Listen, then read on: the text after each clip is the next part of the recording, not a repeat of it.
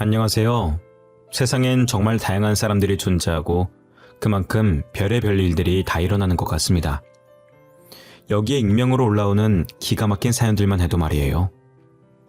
저는 얼마 전까지만 해도 여기서 사연을 들으면서 이런 일이 실제로 일어나는 건가 싶었는데 드라마보다 더 드라마 같은 게 저희가 살고 있는 현실이었습니다. 과연 여러분들이 제 이야기를 들었을 때 어떤 생각을 하실지 모르겠지만 제 입장에선 지금 제가 쓰고 있는 이 사연도 정말 드라마 같다고 생각을 합니다. 제게는 정말 귀하게 키운 아들이 하나 있습니다. 저는 23살이라는 어린 나이에 사고를 치는 바람에 남들보다 일찍 결혼한 편이에요. 남편은 27살 취업 준비하던 대학교 선배로 둘 다 이렇다 할 직장도 없이 사고를 쳐버린 겁니다. 그래도 남편이 책임감이 강해서 열심히 이력서를 넣으러 다녔고 5번의 면접 끝에 나름 이름 있는 건설업체에 취업을 하게 됐어요. 남편은 처음에 사무직으로 들어갔었는데 현장직에 사람이 부족해서 부서 이동을 통보받았습니다. 다들 편하게 사무직에 있고 싶지 누가 힘들게 현장직을 뛰고 싶겠어요. 부서 이동 얘기가 나올 때 서로 눈치 보기 바빴었고 그러다 결국 답이 서질 않자 나이도 경력도 막내였던 남편이 어쩔 수 없이 현장직으으로 부서를 옮길 수밖에 없었습니다. 제가 걱정이 되어서 잘 하지도 않던 잔소리도 하게 되었어요. 하지만 남편은 제 잔소리에도 애써 웃어 보이더라고요. 아니, 아무리 늦게 입수하고 막내라지만 왜 자기들 마음대로 부서 이동을 시키고 그래? 자기들이 하기 싫은 일이면 우리도 하기 싫은 게 당연한 거 아니야? 그래도 어쩌겠어. 할 사람이 없다잖아. 그리고 우리가 찬밥 돈밥 따질 때가 아니잖아. 돈만 되면 뭐든 괜찮아. 나는 월급 더 많은 게 좋아. 당신이랑 애기만 먹여 살릴 수 있다면 말이야. 나는 당신이 걱정돼서 그런 거지. 그럴 거면 애초에 현장직으로 사람을 뽑든가 사무직으로 뽑아놓고 현장직으로 가라고 하면 어쩌라는 거야 정말. 저는 계속 투덜거렸지만 남편은 괜찮다고 저를 달랬습니다. 제가 워낙 걱정이 많은 성격이라 남편이 출근할 때면 퇴근할 때까지 걱정을 달고 있었어요. 그래도 남편은 제 걱정과는 달리 잘 해내고 있더라고요. 저도 아이를 낳고 아이가 5살 정도 됐을 때 유치원에 보내고 취업 준비를 했습니다. 다행히 대학교 다니면서 따놓은 자격증이 많았고 나이도 아직 20대 후반이라 충분히 취업이 가능했어요. 저는 대기업까진 아니더라도 나름 알아주는 중소기업의 경리로 일하게 되었습니다. 사실 광고회사랑 무역회사 두 회사에 다 합격을 했었는데 제가 원래 가고 싶었던 회사는 광고회사였어요. 무역회사는 다른 곳 다 떨어지면 거기라도 가보려고 그냥 한번 넣어본 회사였었거든요. 그런데 연봉이랑 복지가 무역회사가 더 좋아서 생각에도 없던 무역회사에 들어가게 되었습니다. 직원분들도 다 좋으신 분들이라 회사 생활을 편하게 했어요. 남편과 제가 맞벌이로 돈을 버니 금방 월세집에서 전셋집으로 옮길 수가 있었습니다. 아직은 자가로 살려면 한참 멀었지만 그래도 이전 월세집을 생각해보면 부자가 된 것 같고 좋았어요. 궁합도 한 번은 4살 차이라 그런지 저희는 싸우지도 않았고 아이를 키우면서 결혼 생활을 잘했습니다. 아이가 초등학교 입학을 앞두고 있을 때 저는 동우가 쓸 책가방을 사려고 반차를 쓰고 아이와 함께 근처 마트에 갔습니다. 한참 쇼핑을 다 하고 시간을 보려고 휴대폰을 꺼냈는데 회사에서 배터리 충전하는 걸 깜빡했는지 휴대폰이 꺼져 있더라고요. 집에 오자마자 충전기를 연결해서 휴대폰을 켰더니 남편 번호로 부재중이 여러 통화 있더라고요. 그래서 전화를 걸었더니 남편이 아닌 다급한 간호사의 목소리가 들렸습니다. 신서구 씨 가족 되시나요? 지금 땡땡 대학병원인데요. 1시간 30분 전에 신서구 씨가 저희 병원으로 실려오셨는데 1시간 전에 사망을 하셨어요. 빨리 와주셔야 될 것 같아요. 저기요, 저희 남편이 사망했다니요? 그게 무슨 말이에요? 건강하던 사람이 왜 갑자기 죽어요? 장난치시는 거죠? 저희가 살려보려고 노력했는데 출혈이 심해서 사망하셨어요. 죄송합니다. 1시간 전이면 제가 휴대폰이 꺼진 채로 쇼핑을 하던 그때였습니다. 급하게 아이를 들쳐매고 병원으로 향했죠. 제가 도착했을 땐 이미 남편은 사망한 지 1시간이 지나서 침대 위에 누워 흰 천을 덮고 있었고, 누워있는 남편 옆에선 직장 동료로 보이는 분이 죄송하다며 고개를 숙이고 계셨죠. 저기요, 이게 어떻게 된 건지 말을 좀 해봐요. 저희 애아빠 어쩌다 이런 거냐고요. 죄송합니다. 입이 10개라도 할 말이 없습니다. 철거 작업을 하고 있는데 아래 사람이 없는 걸 확인하고 파이프를 떨어뜨렸는데 그만. 그게 말이 되냐고. 당신들 너무한 거 아니야? 현장을 해보지도 않은 사람이 현장직에 내세우더니 어떻게 우리 가족한테 이럴 수가 있어. 우리 가족은 어떻게 살라고 이제. 그렇게 남편은 저와 7살 아들을 두고 허망하게 세상을 떠나버렸습니다. 조금 있으면 아들이 초등학교 입학하는데 입학하는 거 보겠다고 휴일도 다 맞춰놨던 양반인데 뭐가 그리 급해서 벌써 떠났냐고 영정사진을 보면서 많이도 한탄했죠. 아들은 자기 아빠가 죽은 걸 아는지 모르는지 울지도 않고 그렇다고 웃지도 않았어요. 저도 남편을 따라갈까 하는 안 좋은 생각을 많이 했지만 그럴 때마다 아들을 보고 참고 버텼습니다. 남편 없이 혼자서라도 남부끄럽지 않게 아들을 잘 키우겠다고 다짐했죠. 혹시나 아들이 아빠가 없다는 이유로 반항심을 가지고 안 좋은 길로 빠지지 않을까, 나를 탓하지 않을까 하는 마음에 금이야 오기야 키웠습니다. 아이가 하고 싶다는 게 있으면 최대한 해주려고 노력을 많이 했어요. 아빠가 없어도 사는데 여유가 있으면 나쁜 길로 빠지지 않을 거라 생각했거든요. 동우야, 뭐 필요한 거 있어? 아니면 하고 싶은 거라든지. 동우가 하고 싶은 거 있으면 엄마가 다 해줄 거야. 그러니까 부담 갖지 말고 엄마한테 말해봐. 하고 싶은 거? 딱히 없는데. 그럼 미술학원. 제 친구들 미술학원 다닌대요. 친구들이 다니는 미술학원에 같이 다니고 싶어요. 엄마, 저 미술학원 보내줄 거예요? 당연하지. 동우가 하고 싶다는 거 엄마가 다 해줄 거라고 했잖아. 미술학원 말고도 또 하고 싶은 거 없어?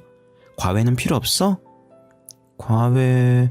엄마, 저는 공부에 재능이 없는 것 같아요. 일찌감치 포기하고 잘하는 거 찾아보려고요.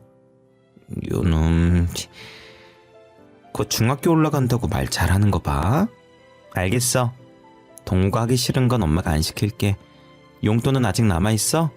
더 필요하면 말하고 엄마가 줄 테니까. 이미 엄마가 용돈을 많이 주셔서 아직도 많이 남아있어요. 이 정도면 다음 달까지도 충분해요. 제 걱정하지 마시고 엄마 회사 가서 점심때 맛있는 거 사드세요. 아들이 아빠 없다고 엇나가지 않을까 걱정을 많이 했었는데 오히려 일찍부터 철이 들어버린 겁니다. 고작 초등학교 6학년 다니고 있는 아들이 자기 걱정은 하지 말라면서 되려 제 걱정을 하더라고요. 남편을 쏙 빼닮았는지 벌써부터 생활력이 강해서 용돈을 쪼개서 쓰고 알아서 모으고 있었어요. 게다가 책임감도 강해서 벌써부터 엄마를 지키겠다며 의젓한 모습을 보이니 기특하기도 하면서 한편으로는 또래답지 않은 행동을 하는 게 제 탓 같아 미안했습니다. 아들은 다행히 중학교, 고등학교를 가서도 나쁜 길로 빠지지 않았고 사춘기도 없이 잘 커줬어요. 게다가 중학교에 들어가면서부터 제 일을 잘 도와주곤 했습니다. 베란다에 널려있는 빨래들 걷어서 개면 되는 거예요? 제가 만져봤을 땐 다 마른 것 같아요. 놔둬. 내가 할게. 학교에서 공부하느라 힘들었을 텐데 뭐하러 그래. 우리 아들은 소파에 앉아서 TV 보고 계세요. 이런 건 엄마가 다 알아서 할게. 아니에요. 제가 도와드릴게요. 엄마도 밖에서 일하고 오느라 힘들었을 거 아니에요. 저보다는 엄마가 더 힘들죠. 빨래 개는 게 어려운 것도 아닌데요 뭐. 아들은 제가 하지 말라고 말려도 빨래 개는 거며 설거지며 자신이 할 수 있는 선에서 어떻게든 저를 도와주려고 했습니다. 그렇게 착하디 착한 저희 아들은 성인이 되었고 명문대도 졸업했어요. 학생 때 미술 배웠던 걸 살려서 미대에 입학을 했고 장학금을 받으며 다녔었습니다. 그리고 졸업 후 혼자서 패션 디자인 쪽 공부를 하더니 그쪽 업계로 취업을 하더라고요. 제가 패션 쪽을 잘 몰라서 모르지만 아들이 만든 옷을 연예인들이 종종 입고 나오고 한다고 하더라고요. TV를 보다가 아들이 저거 자신이 만든 옷이라고 말하면 괜히 신기하고 뿌듯했습니다. 이제 아들이 어느 정도 나이를 먹었고 한 해가 지날수록 결혼 걱정이 들었어요. 결혼을 안 할까봐 걱정된 게 아니라 벌써 결혼한다고 하면 어쩌지 하는 걱정이 컸습니다. 아직은 아들을 다른 사람에게 보내기 싫었고 아들이 결혼하는 상상을 하니 눈물이 날 정도였죠. 최대한 늦게 결혼하길 바랬지만 아들은 제 신경도 모르고 결혼할 여자가 있다면서 제게 소개해주고 싶다고 하는 거예요. 어머니, 저 어머니께 소개해주고 싶은 사람이 있어요. 그 사람이랑 결혼까지 생각하고 진지하게 만나고 있어요. 너 이제 28살밖에 안 됐어. 아직 한창이야. 30살 넘어서도 결혼할 여자가 줄을 설 텐데. 얼마나 아들이 푹 빠졌길래 엄마를 두고 벌써 결혼하려고 그래.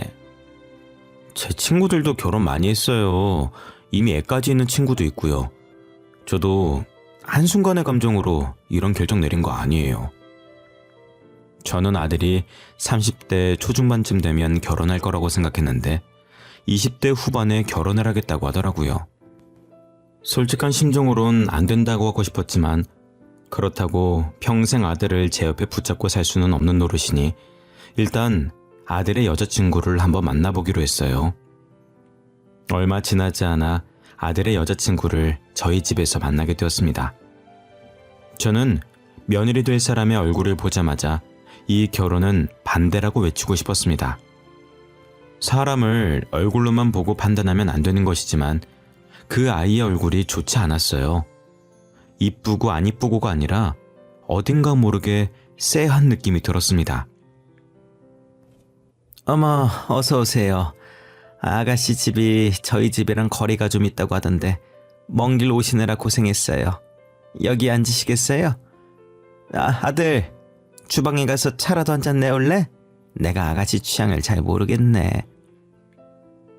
차 안 주셔도 돼요. 제가 남의 집에선 물도 제대로 먹질 못해서요. 죄송해요. 마음만 감사히 받고 차는 마신 걸로 칠게요. 그래도 되죠, 어머님? 그렇게 해요. 간혹 남의 집에서 물만 마셔도 체하는 사람이 있다라고 저 그런 거 이해돼요. 참 그 아들한테 들었어요. 직업이 교사라고. 나이도 아들보다 어리다고 하던데 벌써 교사까지 되고 대단해요.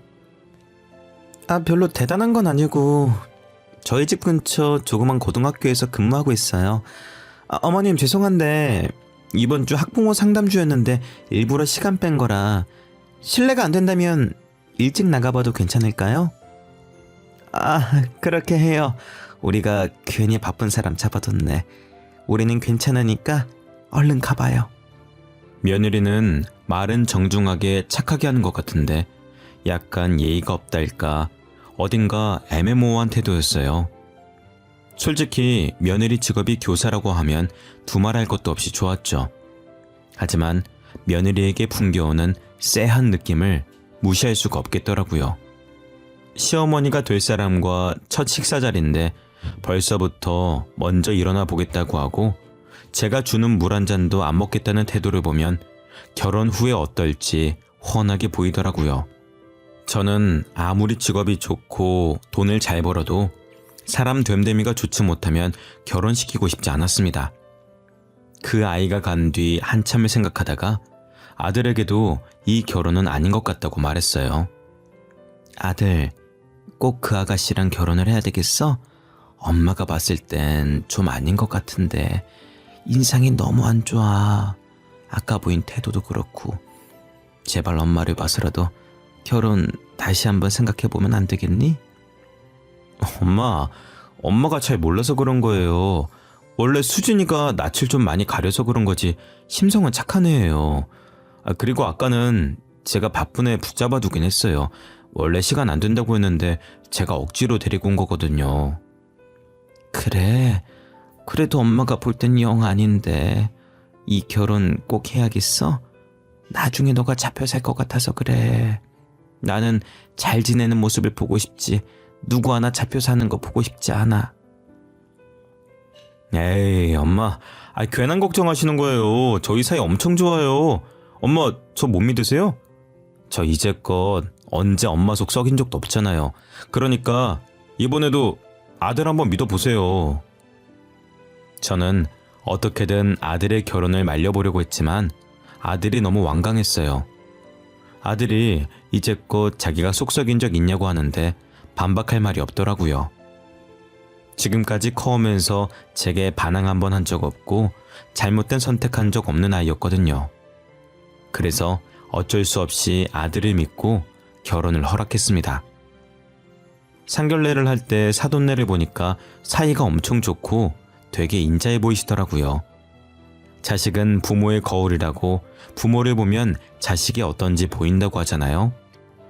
저는 사돈의 성격이 너무 좋아서 며느리도 그걸 보고 배웠겠구나 싶어서 날 세웠던 걸 조금 가라앉혔습니다. 며느리가 결혼한 지 반년 만에 제게 아들을 쏙 빼닮은 손자를 안겨주더라고요. 아이가 생기면서 육아에 전념하기 위해 며느리는 교직을 내려두고 전업주부가 되었습니다. 원래는 며느리가 다니던 학교 근처에서 신혼집을 구했어서 저희 집과는 거리가 먼 곳에서 살고 있었어요. 그런데 둘째를 낳고 아이가 어느 정도 크자 저희 집 근처로 이사를 오겠다고 하더라고요. 어머님, 지우가 중학교 들어가고 시우 초등학교 들어갈 날이 얼마 남지 않아서 학교 알아보다가 어머님 집 주변에 학군 좋은 학교들이 많더라고요. 그래서 시댁 근처로 이사 가려고 하는데 괜찮을까요? 그렇게 해. 너네가 좋으면 이사하는 거지. 나한테 물어볼 필요가 뭐 있니? 나는 오히려 손자 자주 볼 수 있어서 좋은데 이사하는 날 말해줘. 내가 가서 도울 거 있으면 도와줄게. 정말 감사해요. 그럼 집 알아보고 이삿 날에 다시 연락드릴게요. 며느리가 뭐가 그래도 급했던 건지 저와 전화한 지 얼마 지나지도 않았는데 벌써 집을 구해서 저희 집 바로 옆동 아파트에 이사를 온 겁니다. 아들에게 왜 이리 일찍 이사 왔냐고 하니 며느리가 미리 이사 와서 아이 엄마들이랑 친해져야 한다고, 그래야 사교육 정보를 얻을 수 있다고 해서 이사를 서둘렀다고 하더라고요. 저는 아들을 그렇게 유난스럽게 안 키워봐서 이해가 잘 되진 않았지만 교사 출신인 며느리가 어련히 알아서 잘할까 하는 생각에 이해해보려고 노력했습니다. 그런데 며느리가 이사를 하고부터 제게 아이들을 맡기는 일이 종종 있더라고요. 첫째야 중학교 들어가면서 학원까지 다니게 돼서 늦게 오지만 둘째 손주는 아직 초등학생이라 방과 후 수업 마쳐도 3시 전에는 집에 도착하거든요. 그런데 매번 며느리가 얼굴은 안 비추고 전화로 이런저런 핑계를 대면서 둘째 손주를 맡기더라고요. 어느 순간부터 둘째 손주의 학교는 아들네 집이 아니라 저희 집이 되어버렸습니다. 어머님 죄송해요. 이번에도 저희 막내 잘 부탁드릴게요. 믿고 맡길 사람이 어머님밖에 없네요. 제가 급하게 학부모 간담회가 잡혀서 말이에요. 다들 일한다고 오늘 아니면 시간이 안 된다고 해서요. 아가, 너 며칠 전에도 학부모 독서회 가야 된다고 막내 우리 집에 맡겨두고 가지 않았니? 어머님, 그건 학부모 독서회고요. 이번엔 간담회예요. 독서회랑 간담회는 다른 거예요. 금방 올 거니까 잠깐만 봐주세요. 진짜 죄송해요. 제가 간담회 맞추면 바로 데리러 올게요. 너 이러려고 여기로 이사 온 거지? 학고는 핑계고 일부러 나한테 애 맡기려고 우리 집 근처로 이사 온 거 아니야? 한두 번도 아니고. 이게 지금 대체 몇 번째야? 어머님 손주들이잖아요. 그럼 며느리 바쁠 때 한 번씩은 봐줄 수 있는 거 아니에요? 제가 놀러 가는 것도 아니고 지후 미래를 위해서 이렇게 발에 불나게 따라다니는 건데 이해 못 해주세요? 아휴, 알았다. 이번이 진짜 마지막이야. 7시 안엔 올 수 있는 거지? 나도 근처에 나갈 일이 있어서 7시에 나가봐야 돼. 그럼요. 무슨 일이 있어도 7시까지 꼭 갈게요. 감사합니다, 어머니. 저는 말로는 며느리를 이길 수가 없어서 매번 제가 아이를 맡아주고 있었어요. 제가 단순히 손주 봐주는 게 싫어서 며느리한테 이러는 게 아니었습니다. 당연히 아들 빼닮은 손주를 보면 너무 귀엽고 사랑스럽죠. 하지만 손주를 봐주고 나면 며느리에게 잔소리를 어마어마하게 듣습니다. 제 친구들은 며느리가 고생한다고 용돈이라도 찔러주면서 맡긴다던데, 저도 돈이라도 주고 애를 맡기면 어떤 잔소리를 하던 기분이 이렇게 나쁘진 않을 거예요. 그렇다고 해서 제가 돈을 바라는 건 절대 아니고 그냥 말이 그렇다는 겁니다. 며느리는 돈 주고 저에게 맡기는 것도 아니면서 이것저것 하면 안 되는 게 어찌나 많은지, 제가 간식이라도 하나 먹이는 날엔 아무거나 먹이면 안 된다고 따지고 듭니다. 며느리가 아이를 데리러 오는 시간만 되면 괜히 긴장이 된다니까요. 마치 선생님에게 숙제를 검사받듯 며느리가 아이를 구석구석 보고 뭐 했는지 확인받는데 그렇게 긴장되고 떨릴 수가 없습니다. 시우, 오늘 할머니랑 뭐 했어? 할머니가 맛있는 거 많이 해줬어? 너 옷은 왜 이렇게 꼬질꼬질해? 밖에서 놀았던 거야? 놀이터 가서 놀았어. 그리고 할머니가 치킨 사줬어. 완전 맛있었어. 그리고 뭐 했지? 하여튼 완전 재밌게 놀았어. 할머니랑 이것저것 많이 했어. 어머니, 시우한테 치킨 사주셨어요? 애들 나중에 그것만 찾는다고 제가 인스턴트 먹이면 안 된다고 전에도 말씀드렸잖아요. 그리고 이렇게 옷이 꼬질꼬질하면 새 옷으로 갈아입혀 주셔야죠. 아니, 시우가 먹고 싶다는데 어쩌니. 그 나이 땐 먹고 싶은 거 마음껏 먹게 해줘야 돼. 그리고 하교하자마자 우리 집에 왔는데 새 옷이 어딨어. 가방에 새 옷이나 넣고 그렇게 얘기를 하든가. 아, 진짜 못 살아. 다음부턴 여분 옷 가방에 넣어드릴 테니까 놀고 나면 애 옷 좀 갈아입혀 주세요. 다시는 인스턴트 음식 사주지 마시고요. 아시겠어요? 그럼 저 이만 가볼게요. 아이를 맡기는 날이면 하루도 빠지지 않고 며느리에게 한 소리를 들어야 했습니다. 이 정도 했으면 며느리의 잔소리에 내성이 생길 만도 한데 언제 들어도 심장이 벌렁거려요. 며느리가 저를 시어머니라고 생각은 하는 건지 해도 너무하더라고요. 어찌나 잔소리가 심한지 이 나이 먹도록 애를 열심히 봐주고 욕은 욕대로 먹는 게 너무 울컥해서 눈물이 다 나오더라고요.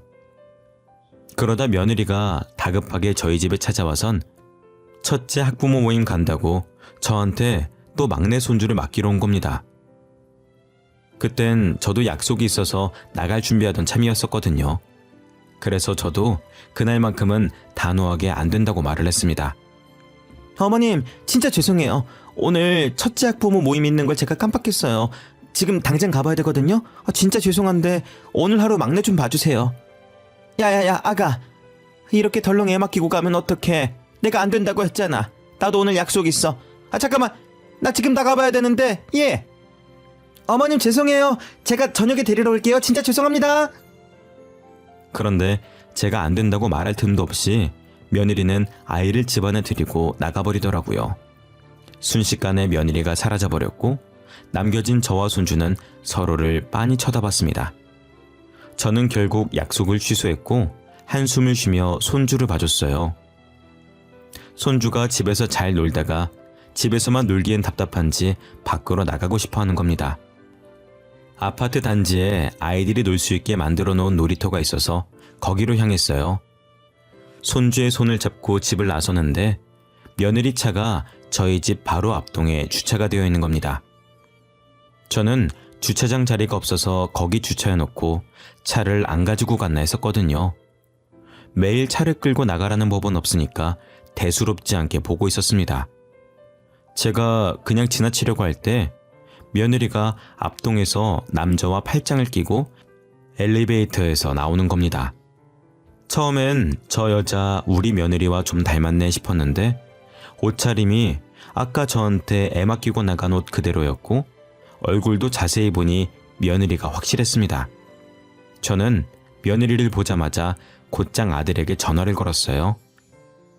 아들, 저 바쁠 텐데 전화해서 미안해.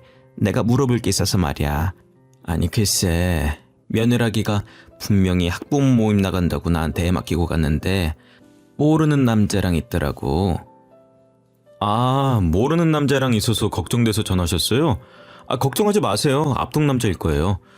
그 앞동의 남자가 학부모 모임에 장을 맡고 있는데 우리 아파트 주민이라 같이 가겠다고 저한테 말하고 간 거예요. 그러니 너도 알고 있는 거야? 아휴, 난 그것도 모르고 며느리 의심할 뻔했네. 너도 알고 있다니 됐어. 일하고 온 애는 붙잡아두고 쓸데없는 얘기를 했네. 일 열심히 해. 끊을게. 저는 며느리가 그 남자랑 팔짱 끼고 있었다는 말은 하지 않았습니다. 괜히 제가 넘겨짚고 말을 잘못해서 큰일 만들까봐 아들에겐 자세히 말하지 못했어요. 그리고 아들도 알고 있다고 하는데 제가 나서면 안 될 것 같았습니다. 하지만 그날 봤던 며느리와 학부모장의 분위기가 심상치 않았었거든요.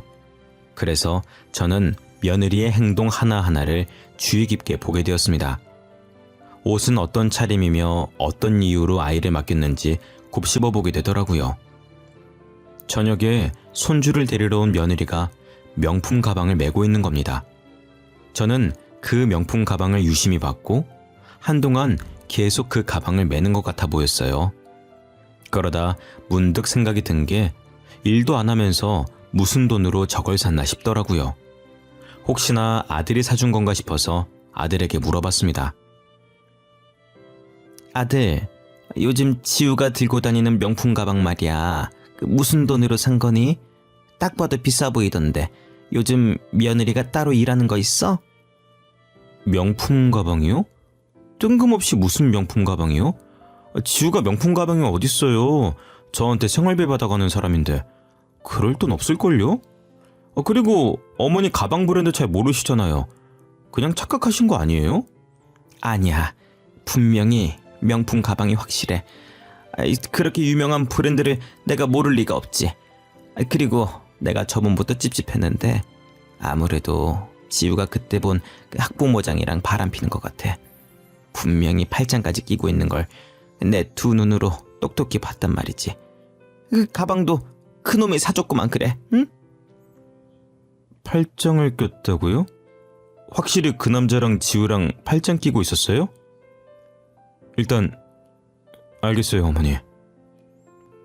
아들은 제 말을 듣더니 굳은 목소리로 전화를 끊더라고요. 그러더니 며칠 뒤 다시 아들에게 연락이 온 겁니다. 제 말을 듣고 아들도 찝찝한 기분이 들어서 며느리차 블랙박스를 확인했다고 하더라고요. 어머니, 저번에 지우가 바람피는 것 같다고 하셨잖아요. 진짜 둘이 바람핀 거 맞더라고요. 블랙박스 삭제한 건지 찍힌 영상은 없었는데 내비게이션에 땡땡대학교가 찍혀 있었어요. 땡땡대학교? 그 대학교는 왜 찍혀 있다니?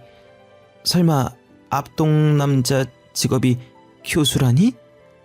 아니요, 대학생이었어요. 그래서 아내 뒤를 쫓다가 그놈이랑 둘이서 호텔까지 가더라고요. 알아보니까 둘이 클럽에서 만난 것 같더라고요. 그동안 돈 많고 어린 저 남자랑 사귀고 있었어요. 그럼 이때까지 학부모 간담회다 독서회다 하면서 나한테 애 맡긴 게 다 거짓말이었고 그놈이랑 놀아나느라 그랬다는 거야? 전화를 끊고 애들 집으로 갔더니 아들만 있고 또 며느리는 없더라고요. 아들은 며느리를 미행해서 목격한 모든 장면을 찍어두고 제게 보여줬습니다. 며느리의 차에 상간남이 동성한 것부터 호텔에 같이 들어가는 것까지 믿고 싶진 않았지만 진짜 바람이 폈더라고요. 어떻게 애도 둘씩이나 있으면서 대담하게 바람이 핀 건지 충격적이라 말이 안 나왔습니다. 며느리한테 당장 집으로 들어오라고 전화로 불렀습니다. 며느리는 왜 말도 없이 왔냐며 바쁜 사람 오라가라 한다고 투덜거리면서 집 안으로 들어오더라고요. 죄의식은 가지고 있는 건지 스스로 실토할 기회를 주고 싶어서 불렀더니 아주 뻔뻔 그 자체였습니다. 너 지금 어디 갔다 오는 길이야? 또 학부모 간담회다 뭐다 핑계대면서 나간 거야? 우리 다 알고 있어. 그러니까 사실대로 말해. 사실대로 말하면 가볍게 끝낼게. 다짜고짜 바쁜 사람 불러놓고 뭘 사실대로 말하는 거예요? 오늘은 학부모들 만난 게 아니라 집 근처 카페에서 친구 만나고 있었어요. 친구? 그 친구라는 사람 혹시 네 남자친구 말하는 거니? 클럽에서 만난 앞동 그 남자? 내가 앞동 남자랑 같이 있는 거 다 봤다. 어머님, 벌써부터 놓아놓으신 거예요? 저를 지금 누구랑 착각하시는 거예요? 뭘 보셨는지 모르겠는데 그거 저 아니에요. 학부모들 뒷공문이 쫓아다니기 바쁜데 제가 바람필 시간이 어딨어요? 며느리는 제 말에 팔짱을 끼면서 살짝 코웃음을 치더니 자기가 아니라고 뻔뻔하게 말하는 겁니다. 되려 저더러 노안이 있냐고, 자기를 누구랑 착각하고 이렇게 나오는 거냐고 하더라고요. 저는 그 말에 어처구니가 없어 했고 옆에 있던 아들은 며느리 얼굴에 몰래 찍어둔 사진을 던졌습니다. 며느리는 맞은 게 열받는지 저와 아들을 째려보다가 여전히 팔짱 낀 상태로 떨어진 사진을 내려다봤어요. 그러다 자신과 앞동 남자가 호텔 앞에서 팔짱 낀 사진이 있자 그 사진을 떨리는 손으로 줍더라고요. 어머님, 여보, 이게 대체... 아니야, 이거 합성이야. 이거 누가 합성한 거라고요. 누가 당신한테 이거 준 거야? 어머님, 저 이거 진짜 아니에요. 누가 모함하고 있는 거라니까요? 누가 모함하고 있는 거라고? 그거 우리 아들이 직접 찍은 건데. 너 예쁘게 잘 나왔더라. 아들이 미술에만 재능이 있는 줄 알았는데 사진 찍는 거에도 재능이 있는 줄 몰랐어. 야, 너 진짜 양심 없다. 어떻게 끝까지 엄마한테 잘못 봤다고 소리칠 수가 있어? 나 이혼 소송할 거야. 그리고 애들 양육권도 다 가지고 올 거야. 상감남 소송 당연히 해야 되겠지? 여보, 어머님, 제가 잘못했어요. 다시는 그런 짓 안 할게요. 여보, 내가 이렇게 빌게. 차라리 합의혼 해달라면 군말 없이 해줄게. 제발 소송만은 하지 말아줘. 응? 여보, 제발. 우리 부모님 알면 나 진짜 죽어. 응? 그러게. 부모님 알면 죽는다면서 그런 짓은 왜 하고 다녔니? 네가 싼 똥 네가 치워. 난 너 대신 치워줄 마음 없으니까. 그리고 이 집에서도 당장 나갔으면 좋겠다. 너랑 같은 공간에 있는 것도 역겨우니까. 며느리는 이혼 소송만은 안 된다면서 무릎을 꿇더니 저와 아들의 바짓가랑이를 잡고 빌었습니다. 저희는 꿈쩍도 하지 않았고 아들은 억지로 며느리 팔을 잡고 집 밖으로 쫓아냈죠. 며느리가 소리를 고래고래 지르며 문을 두드리길래 옆집 주민에게 피해갈까봐 경찰까지 불러서 제대로 보내버렸습니다. 아들은 다음날 해가 뜨자마자 집을 부동산에 내놓고 저희 집으로 들어왔습니다. 그리고 곧바로 변호사를 찾아가 찍어둔 사진을 증거로 제출해서 며느리에게 이혼 소송을 걸었고 앞동 남자에게 상감난 소송을 걸었습니다. 확실한 증거에 재판이 그리 길게 이어지진 않았고 판결도 저희 아들 손을 들어주어 두 손자의 양육권도 아들이 가지고 올 수가 있었죠. 게다가 친정 부모님 귀에까지 들어가서 빈털터리로 쫓겨났다고 하더라고요. 모아둔 돈이 없으니 저희 아들에게 위자료를 줄 수가 없었고 결국 사채를 끌어썼다가 돈을 못 갚아서 사채업자에 비해 어디론가 숨어버렸다고 들었습니다. 그 뒤로 사돈까지도 며느리의 행방을 모르니 어떻게 살고 있는지 소식을 들을 방법이 없었어요. 한순간에 나락으로 떨어진 게 불쌍하긴 했지만 다 자기가 자초한 일이라고 생각합니다. 며느리가 바람만 피지 않았어도 이런 일은 없었을 거잖아요. 손자들에겐 엄마를 빼앗은 것 같아 미안한 마음이 들었는데 손자들은 개의치 않더라고요. 오히려 저랑 같이 살게 되어 좋다고 이리 뛰고 저리 뛰고 난리였습니다. 아들도 부모 품이 좋다면서 따로 나갈 생각을 하지 않고 있고요. 저도 혼자서 지내다가 아들과 손자들이 있으니 시끌시끌한 게 사람 사는 것 같고 좋습니다. 저는 손자들에게 엄마 같은 할머니가 되어주려고 합니다. 무슨 일이 있어도 아들과 손자 편에 서서 열심히 응원하고 지지해 주려고요. 지금까지 부족한 제 사연 들어주셔서 감사합니다. 다들 건강하세요.